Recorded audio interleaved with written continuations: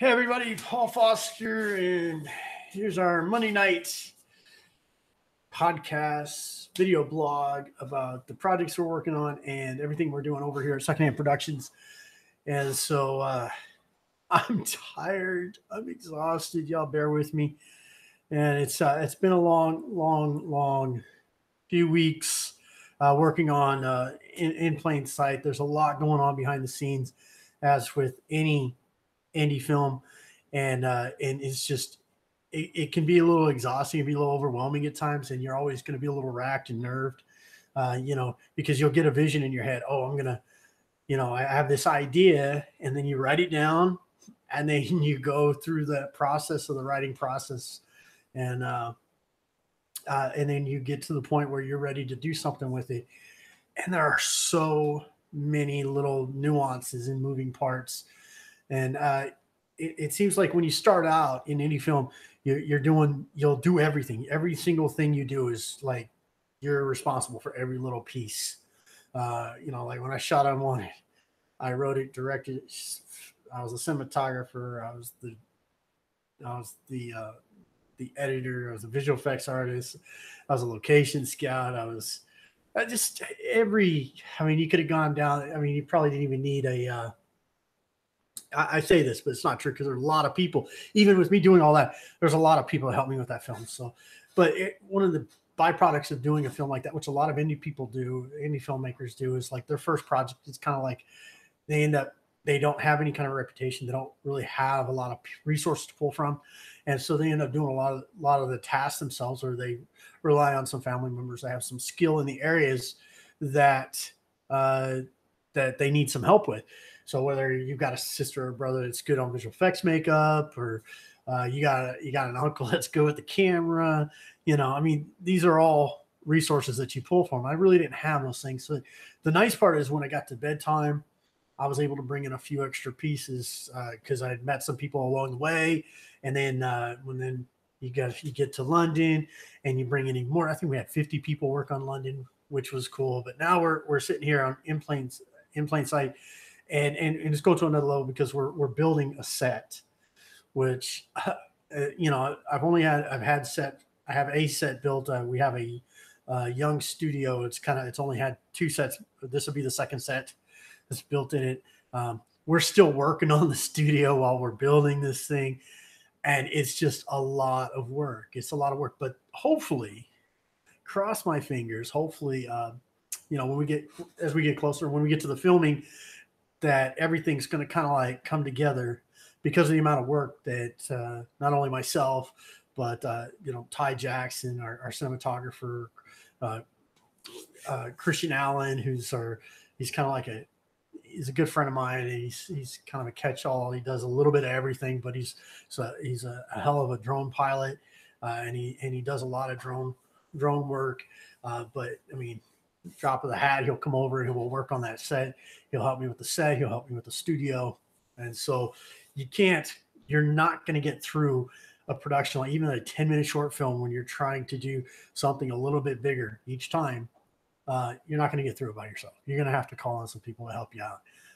In plain sight, what makes it unique, and I've talked about this part before, so I'm not going to get into the motivations for in plain sight, but I think that every time you have you go to do a short film, it should be that you're adding something that you hadn't done before. There's some element that you're going to learn through. You're going to learn something through the process, and so that's what I love about doing short films. Obviously, you do a feature or you do a series, and you have the potential. There's always that potential that you can make some money out of it. And when you do short films, you have YouTube, which is awesome, and you have Vimeo, and you could throw a short film on Amazon Direct. I don't know that many people that would watch it on Prime. I've never watched a short film on Amazon Prime, but I watch a lot of short films off YouTube. So there's that angle's there, but you're really not. You don't do short films to make money. You do short films to kind of perfect your craft, whether you're an actor, you're an audio engineer, you're a director, a writer, a cinematographer. This is where we practice. And so whenever I do another short film, each time I try to add something. So the goal was when I did In Plain Sight, I really wanted to the thing that I hadn't really tackled yet was an action sequence, and not an action as in Arnold Schwarzenegger going to kill 400 people in 2 minutes, but a really intense kind of like aggressive fight scene. And so I that was actually my original thing that I wanted to accomplish with by doing In Plain Sight is I wanted to do an action sequence. And then through working with Gary Martin, who's a great director out here in East Texas, and he's an award-winning director. And I worked with him on his project, In Search of the Haunting, which is still in post-production. But he does a lot of this, building customized sets to meet his needs. And so when we get to In Plain Sight, and I realize I have this whole basement scene, and spoiler alert, there's a basement in the film. I had this whole basement concept that I wanted to go with. But I live in East Texas, and unless I'm going to go film up in the Northeast or Midwest, upper Midwest, I'm not going to run into a lot of basements down here in East Texas. So that's when the reality set in that maybe here's a second challenge, and it became a logistical trick because there's always a trick. You want the audience to believe that the natural flow of a path of a character goes down this hall, down this flight of stairs, into this room, and then back. But the layout of your locations might not meet that objective, and so sometimes you have to use just camera tricks. In Unwanted, Ryan Miller is banging furiously at the bathroom door for Shannon, trying to get in. He can't get in. Then he runs down the stairs, goes into a utility room, finds a hammer or something, comes running back up the stairs. He's like beating on this thing, and in reality, what we did is we filmed him running down the stairs, and then there was a room right there on the upper floor. It was a laundry room, and so we just went in the laundry room. I had him run into the laundry room, frantically look around, and then run out of the laundry room, and then I filmed him running back up the stairs, and so the flow is as long as when you get into talking about scene breakdown or scene framing, is as long as the energy is there and you keep the camera consistent in its action, so if it's live and fluid and it's moving, then the audience they're going to go with the natural flow. You also want to make sure that, you don't have to show the entire path to getting to your destination and back. So that's where this became kind of a trick, because I had to have a flight of stairs go down into the basement. When I originally wrote it, I intended for there to be a door off a kitchen. And, when we found our location, the door wasn't quite off the kitchen, and, we're having to use another door. And then next to that, though, we originally were going to build like a half flight of stairs, or at least a partial with an upstairs door. We're going to have our actors stand at the top of that fake staircase in our studio. But then at this location next to, it was a 2-story house, and there's a flight of stairs, a very narrow flight of stairs that goes to an upper room, which was perfect.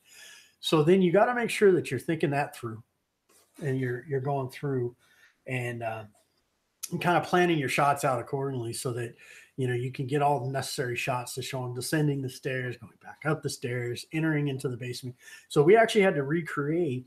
We took measurements and we recreated the staircase, the last, I think, 3 steps, and then the turn into the basement. And so it's been a real trick, and we've had a lot of fun doing it. And but it's a lot of work because our studio is not finished. I got pictures. I have to show you. I'm doing something a little bit different. I'm using the Google Hangout this time instead of what's that? It's an XSplit. I think it's XSplit is the tool I normally would use to do these live streams. Yeah, XSplit. And last time during our last live session, a few people wanted to jump in, and I couldn't invite them onto the live stream because I was using XSplit and I didn't go through the normal way. So I'm just trying something different here. and we'll see how it plays out. But so where we're at with In Plain Sight is my set designer had to step away for personal reasons, um, and then so that meant I had to step up. We have roughly 2 weeks before we begin filming. We're filming 4 days straight. It's going to be very tense, kind of, full speed. And so I had my cinematographer Ty Jackson. He came by tonight, and I was out there working on the studio and getting things ready for the set. I've got people coming out. I'll be working on it again tomorrow. I've got people coming out on Wednesday, Thursday, and Friday, and we're gonna finish dressing the set, and then we'll put all the props in place and get everything ready to go. And there's gonna be some cool Easter eggs in this project, so I'm excited about that. I spent a lot of time on yesterday painting down there because we have some masonry kind of cinder blocks in the wall, and we wanted to make sure those look natural. And so it's been a cool experience learning to build a set, something I haven't done before. And I think once we get in there with the camera, we're going to be shooting this one with the Sony AS7 II, with some Rokinon cinema glass. And so the cool part about that is we can go real low light. We don't have to introduce a lot of fake light into the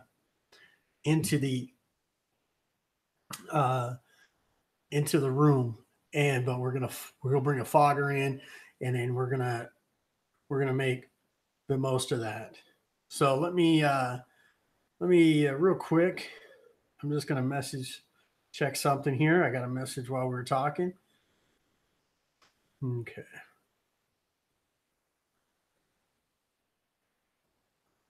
All right, hold on. This is probably the worst thing to do on a live stream. Right now, I got one viewer. I guess that's good. I had 3. I put them to sleep. So I sat down the other night, or was it last night, and I forced myself to watch the last Jedi? Is that what it's called? The Last Jedi. Yeah, that's right. Can't even remember. I'm so tired. I watched The Last Jedi again. And I really didn't. I mean, I'm a huge Star Wars fan. Look, I mean, seriously. Look, don't go nowhere. I mean, huge Star Wars fan, guys. All right, I'm going to show you this. It's my original Darth Vader. I've had this thing since 1977. This guy right here is in mint condition. All right. I mean, even the little tips on the guy. Look at that. And so I'm a huge Star Wars fan.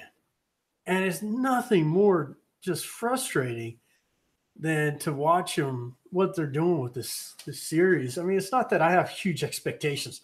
That's what they're playing on. Is Star Wars fans, they don't have huge expectations. They just want content, right? So just throw whatever out there. And so I came to the realization, I tweeted this today. And if you want to hit me up on Twitter, it's Paul_SHP is my Twitter, and you can definitely shoot me messages, ask me questions, and we can just talk in general. It's cool. But the thing that got me, and I kind of posted on Twitter, it's like it's not that they have this whole social justice warrior thing going on Twitter. What they have on the Star Wars series, I mean, there is that aspect of it, but the problem with Star Wars, it's not that. The problem with Star Wars is weak character development and poor storytelling, and that starts with the script. This Ryan Johnson, I think that was his name, Ryan Johnson, and I don't know why they would have ever picked this guy to direct a Star Wars movie. All right, I'm sorry. The guy, he did Loopers. He did a film called Brick. He did like 2 or 3 episodes of what was it? Breaking Bad. Okay, that's the extent. That's the extent of it. I mean, that's his resume. And then hand him Star Wars. Not only hand him Star Wars, right? No, you get to write it too. I'm just like, okay, for a movie that's it's over 2 hours. You know, it's just really frustrating to go through this whole process and not they can't even develop a single character. All the characters kind of just meld in together into this one persona. All right. You got Poe Dameron, or whatever his name is. You got Poe, and he's supposed to be the witty smartass, for lack of a better word. And he's just not, you know, and that's fine. But then they neuter the bad guys, you know, except for Kylo Ren, who's conflicted on whether or not he's gonna. I mean, I don't know which way Kylo Ren's going. I mean, it's okay if you're gonna have inner turmoil and struggle, but I think he would have committed one way or another after he killed his dad, you know. But the whole premise is, I mean, you make the general look like an idiot because Poe's playing this stupid, you know, I'm holding for what's his name, and then, you know, and then that guy comes, is like, well, this is him. And he's like, okay, I'll wait. You know, it's dumb. It's not even witty. It's not even. It's like bad writing. Nobody's serious in this entire film. Every single character. If you watch The Last Jedi, every initial exchange between two characters has some kind of witty, smart ass, you know, kind of like gotcha, you know. And I mean, all the way to, I mean, in the middle of a fight, you know, you got everybody thinking Luke's coming to save the day at the end of this thing. You've got Leia sitting there. This is the end. This is how it's going to end. Here's Luke, you know, and he goes, I was going to say, and she's like, you're going to say, did I get my hair cut? And then he responds, well, I thought it looked good. You know, it's like, you're in the middle of like the end of the rebellion. And this is the stupidity of the writing on this. I'm sorry, I'm just going to call it what it is. This is bad writing.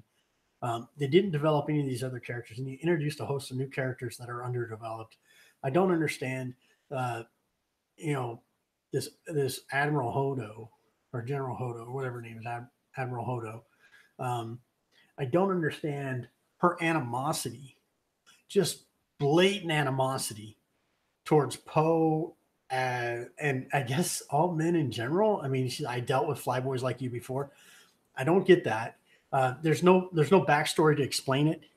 You know, it's just you. And then I don't understand why she would hold hostage solid information that everybody seems like it'd be valid information for everybody to know until it's too late.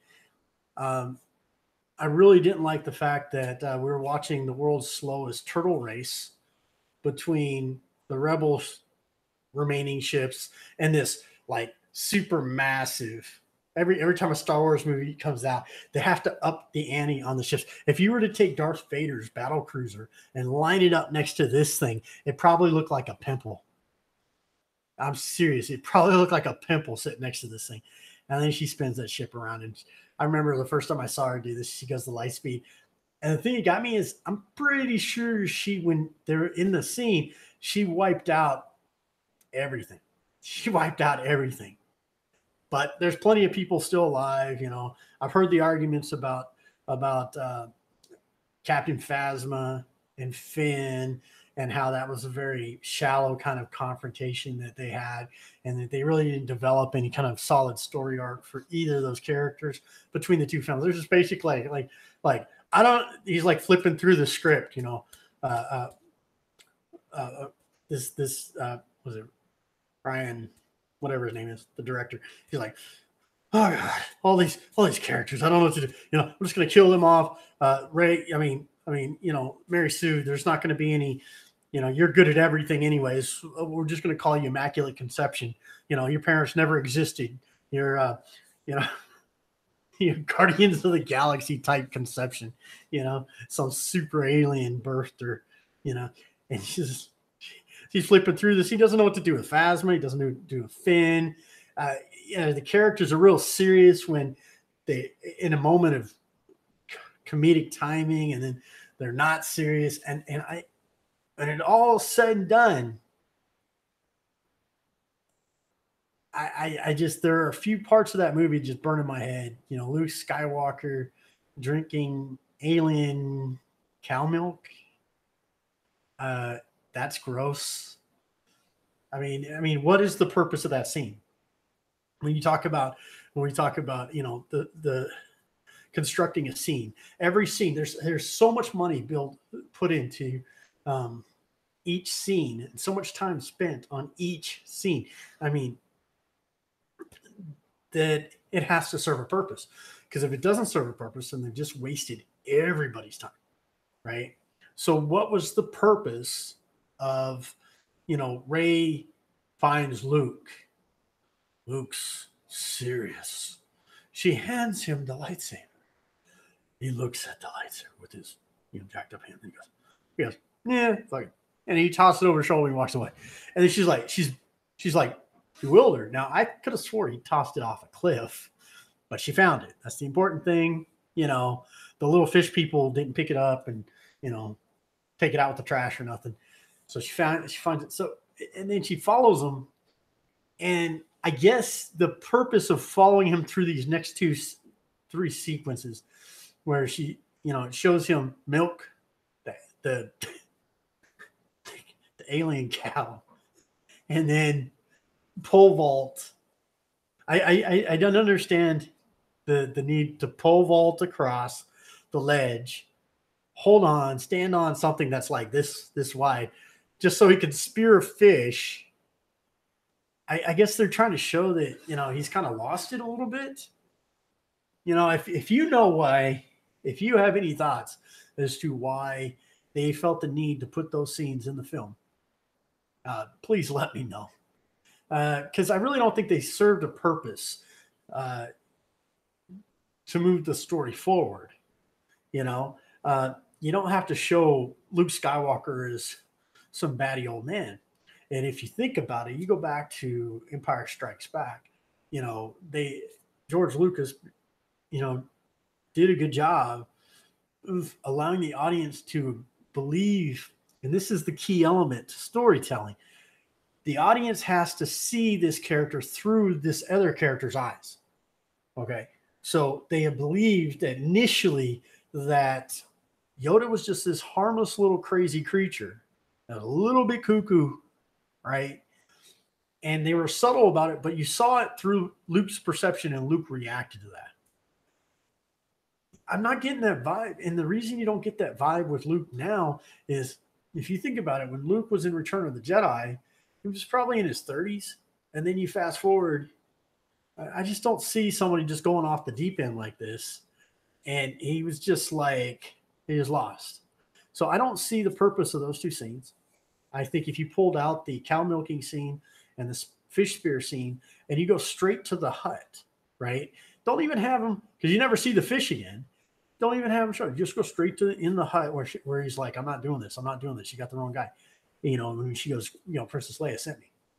You could do with that. Another scene at the end of that film you can do away with, after they decide they're going to reveal that there's a planet they could have landed on during the world's slowest turtle race. I mean, who does 2 hours of the world's slowest turtle race between two massive fleets? You know, where they're just like, you know, and they reveal there's an old rebel base there. And I think what they could have done to solve the problem is take a couple of the lower ships, you know, a couple of the cruisers they didn't like, turn them around to that big ass fleet, light speed right through them, kill them all, and then everybody lives. Even Hodo lives. You know, there's a novel idea. You know, do that. But, you know, so then they land on this planet, right? And then you get I didn't understand the purpose of taking basically the big AT-AT walkers, ATST, whatever they call them, and then giving them kind of gorilla type fists, and then giving them these kind of like cowls on the side of the, it just didn't make any sense. I guess they're trying to mix it up.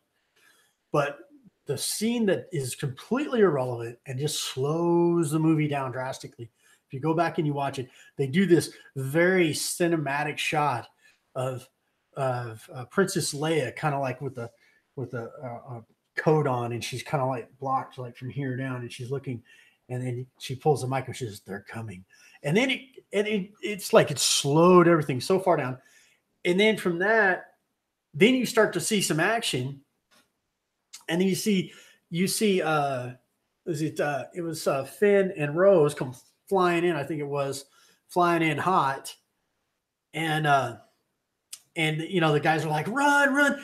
They could have so gone from them landing, unloading everything to this. Here comes Finn. You didn't have to slow it down. You could have done that whole cameo thing where they're just doing that cinematic shot of Princess Leia at the front door. Just do away with it. It's useless. It doesn't move the story forward.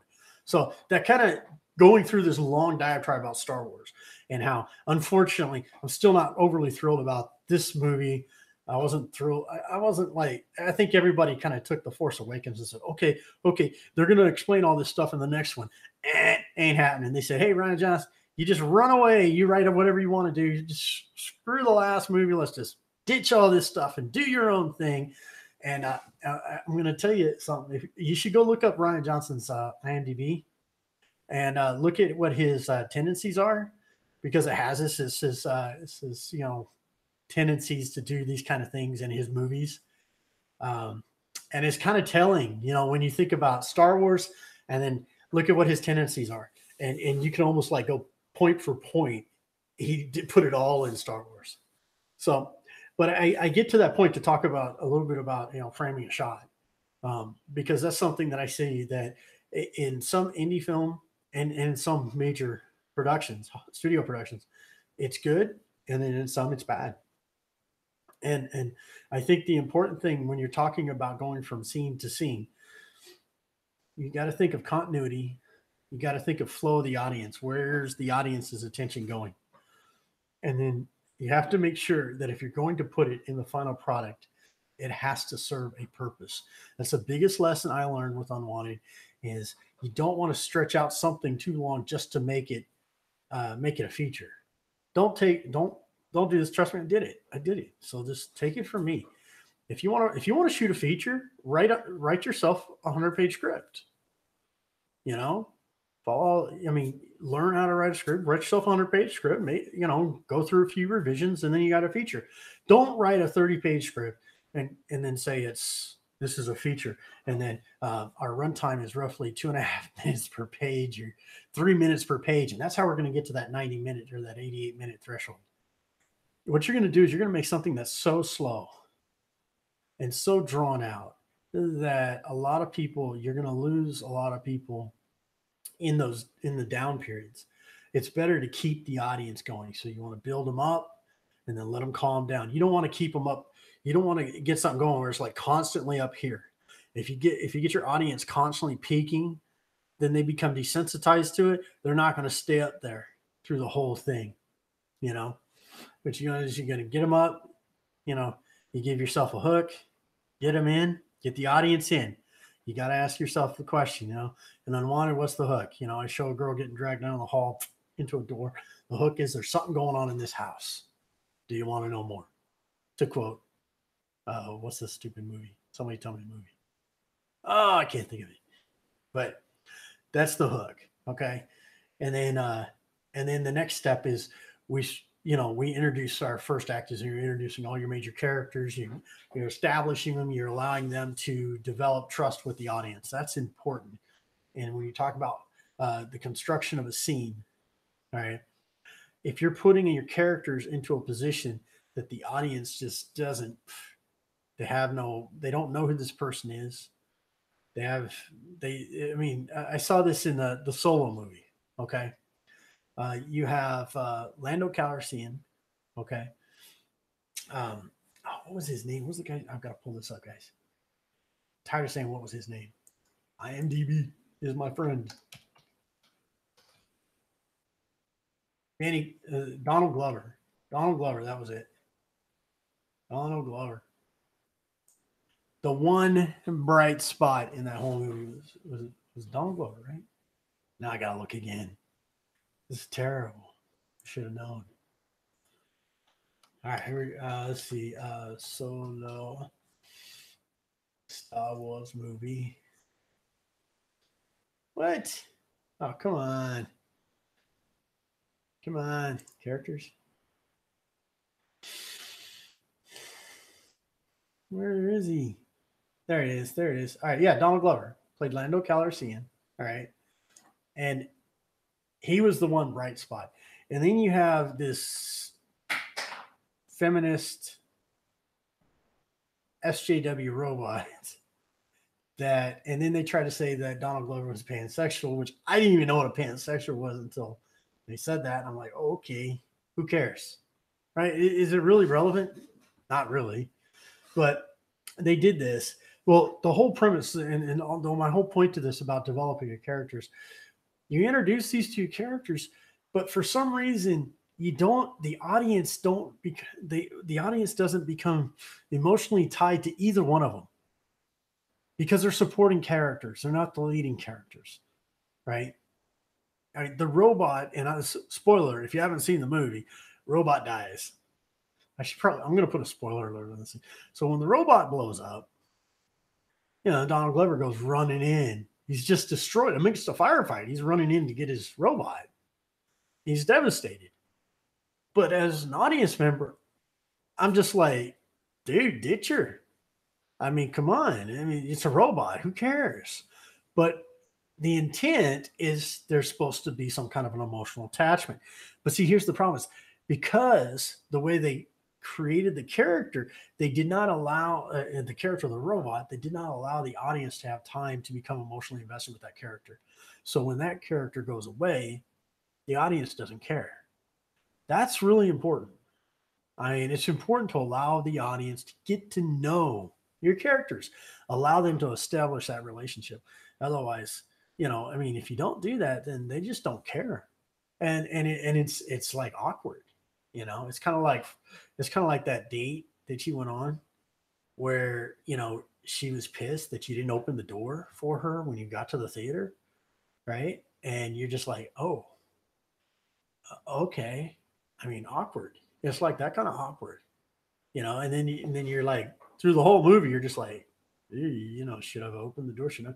And then you get to the door when you take her home, and then she's like, good night, So that's kind of like when you talk about character development, and you talk about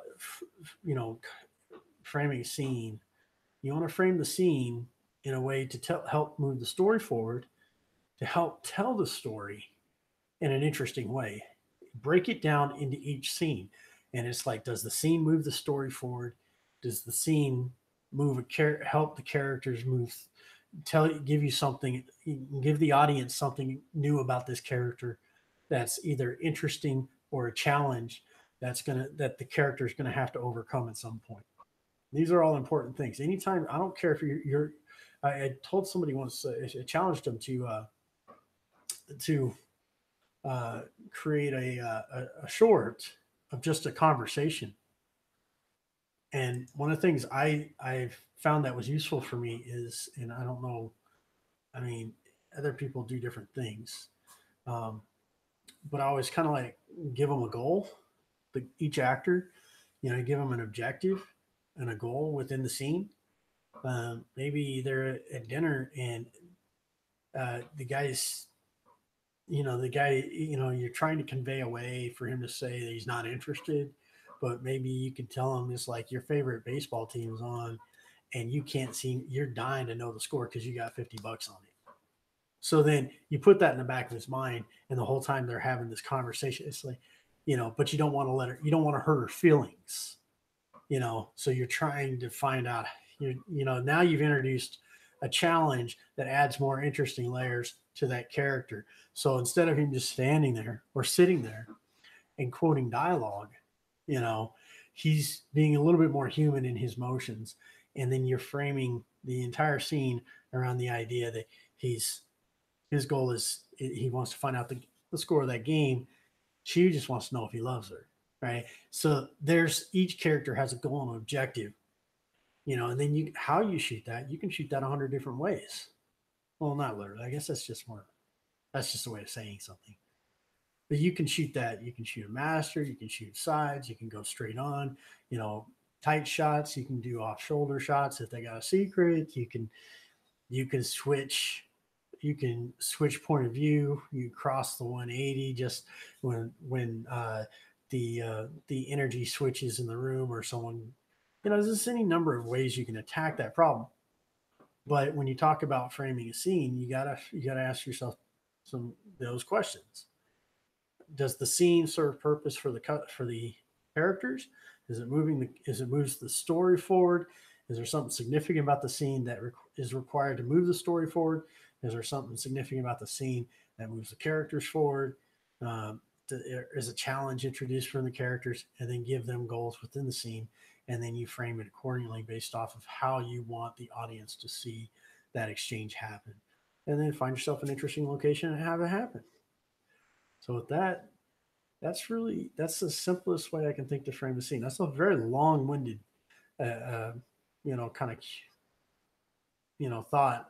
But I was watching Star Wars last night, and this stuff started getting in my head when I watched the Holdo and Poe Dameron exchange when she went all crazy on him, and then when I watched the Leia and the Luke exchange, and they had this really awkward poorly comedic timing kind of thing going on there.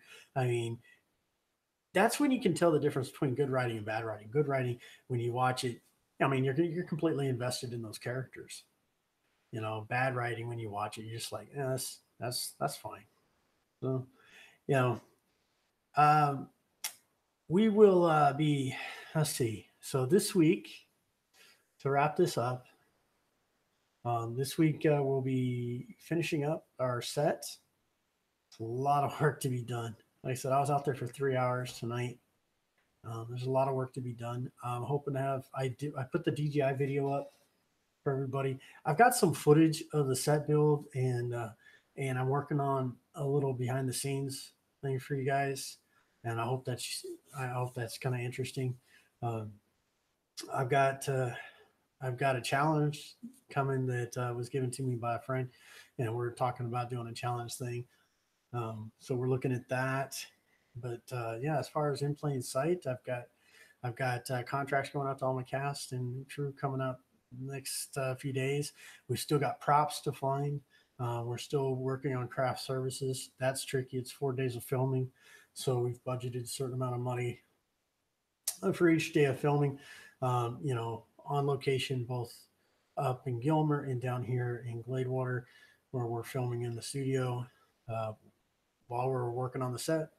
As you see today, I was working on the studio. So hopefully by the time we're done building, filming this, that studio is going to be a lot closer to being in usable shape, to where we can work with other people, bring them in, let them use the studio to shoot what they want to shoot. So I think we're on track. We've got the gear coming. We've got people coming. It's coming quick too. But I really enjoy all the pre-production stuff. It makes me nervous telling these kind of stories, because you just never know how it's going to end up coming out. You kind of have an idea in your head, and hopefully you can translate that into something that's interesting. So I hope you guys have a great evening. I'm going to get out of here, and we'll see you next Monday. Bye.